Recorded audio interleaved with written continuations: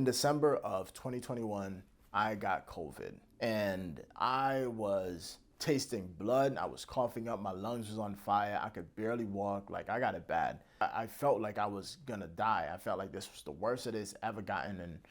And while all of this was happening, I was smoking like 5 spliffs a day.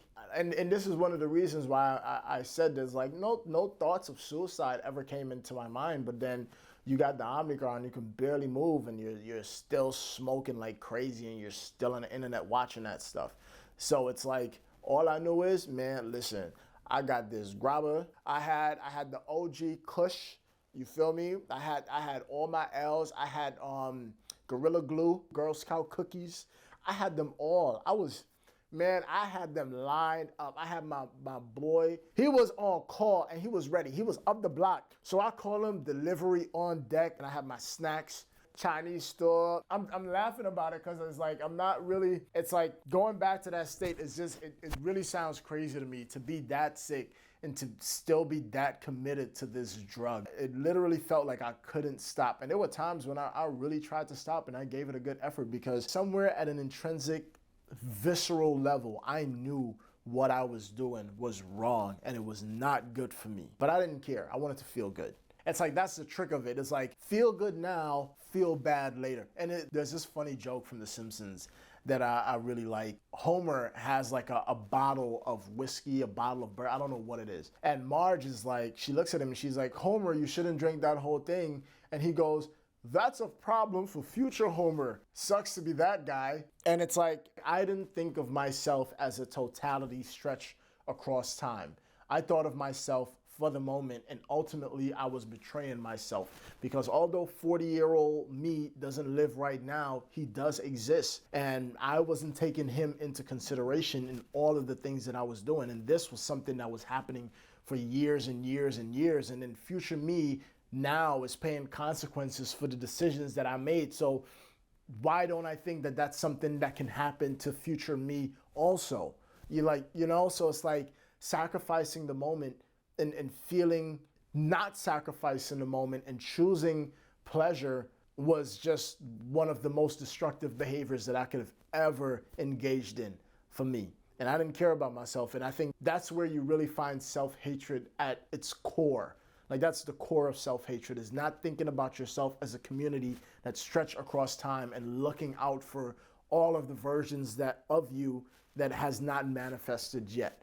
So all that to say, 2021, I was in a very destructive path, trying to stop. And then it was also like, it was a really tough year for me. And at the same time, I was in culinary school and I was learning so much. So it was like the dichotomy of that, being in such a horrible state, every day feeling like a living hell, and then being in another state where you're just seeing the beauty and having new experiences in life. That was just something to look back on. So going back to it, I got COVID and I'm still doing this destructive behavior. And then one night, I must have, I puffed down, man. Like my room was like a hot box. Like I was going crazy. And I started to get real emotional out of nowhere. I looked at myself in the mirror and I didn't recognize myself. And I know that's a very cliche thing to say, but I truly didn't recognize myself. It was like I was looking at my kid self and he was looking at me and he's like, yo, who are you? How are you this person? How did you become this person? And I got into bed and I started to cry. And I said, God, and I think that, and it's funny because I think that was the moment where it finally came into my conscious mind that I was trying to self-terminate. And I got into bed and I called on God and I said, God, I need you to help me, because if you don't, I'm gonna kill myself. The thought came into me, it just said, pray. And after like maybe 6 years, or I think maybe 7 years, I started to pray.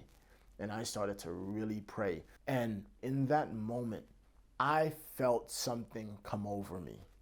And I don't know how to explain this. I cannot explain this to you, even if you ask me to. But something came over me in that moment. And I heard a voice. And that voice started praying in my voice, but louder than I have ever prayed, and with more passion and intensity than I've ever prayed before. I've never felt anything like that. And I don't know how to describe it. And I can't describe it to you. But in that moment, I felt warm. I felt comforted. I felt peace.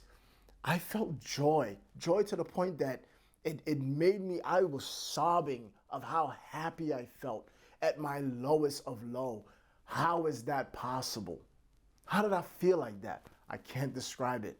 But ever since that moment, no more weed. It's been a year and 2 months, celibacy, no fap. I'm not on the internet, none of that stuff. All of my life force stays inside of me, which is something crazy to say because I never would have thought I'd be one of these guys talking about this, but I am.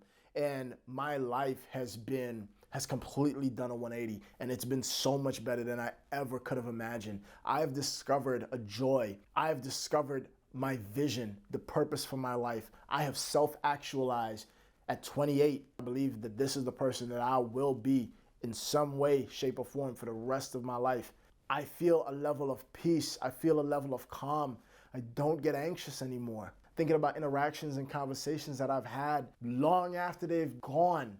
Man, and that thought to pray didn't just happen.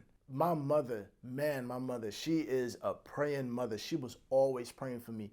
There will be times I would get into like a serious situation on the bike. And when you're on a bike, any little thing, you're going down. And I called her right after and I told her about it. And she was like, son, I was just praying for you. It's crazy. So like just to have a community of people praying for me and interceding for me to God on my behalf, that really made the difference. So if you're a parent out there and you are praying for your child, I'm pleading with you, please don't ever stop, because prayers move mountains. So don't ever stop praying for your child. Make sure that you stay at the altar for them. In that moment, I had an encounter with God, and he made me feel that I was loved. He made me feel that I was worthy. He made me feel that no matter what I had been through and how much I had completely wrote him off, that he still loved me and he still cared for me and he still wanted the best for me.